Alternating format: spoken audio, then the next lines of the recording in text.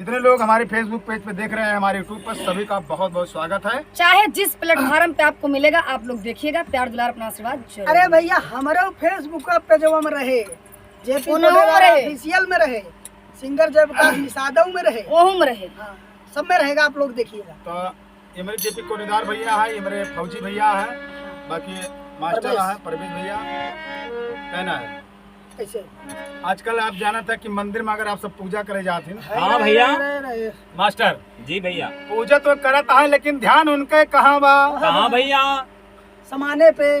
अरे कौने समाने पे? हम ना ही अब आप जानली। बतावा, हम का जानी। जूता पे। अच्छा जूता पे। हाँ। तो सुनिए सज्जन श्रीमान गुरुजन, करूँ अभिनंदन जूता का। हर महफिल हर मौके पर भाई काम लगेगा जूता का। नेताओं के भाषण में बरसात होती है जूता का, और बड़ी मोहब्बत में खट पर तो पड़ल जरूरत जूता का। मोछ नुकीली हो न सकी, तो मोछ नुकीली हो न सकी, पर नोक नुकीला जूता का। और तन मैला और मन मैला, पर चाम चमकीला जूता का। तो भगवान से बढ़कर देहाती ऊंचा जूता का। और क्योंकि मंदिर में पूजा करे, पर सब ध्यान लगाए जूता का।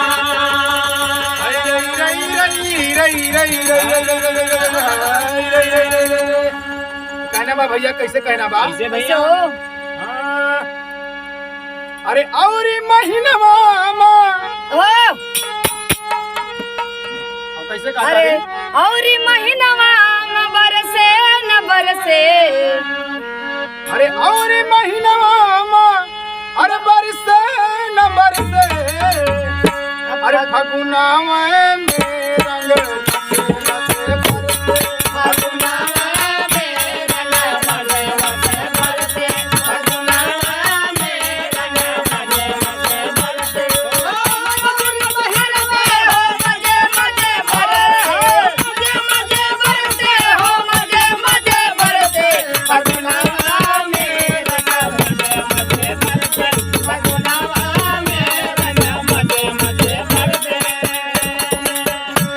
रंग मास्टर हो, और महीनवा में बरसे न बरसे, अब फगुनवा में रंग रसे रसे रसे रसे बरसे। कैसे कहता रही? कैसे बरसे? अरे और महीनवा में बरसे न बरसे। और महीनवा में बरसे न बरसे। फगुनवा में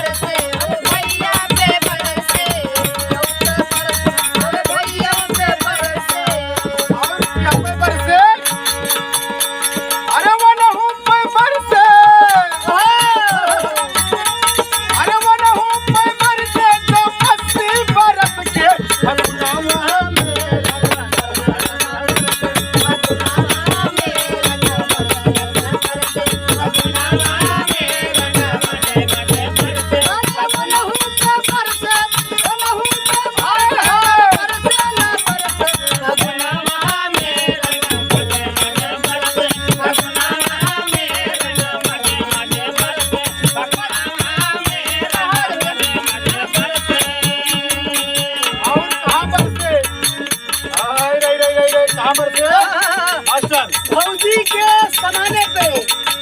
अरे लुका धोती को, अरे काहे बिगड़ गई तोरे सामान में लुका धोती के।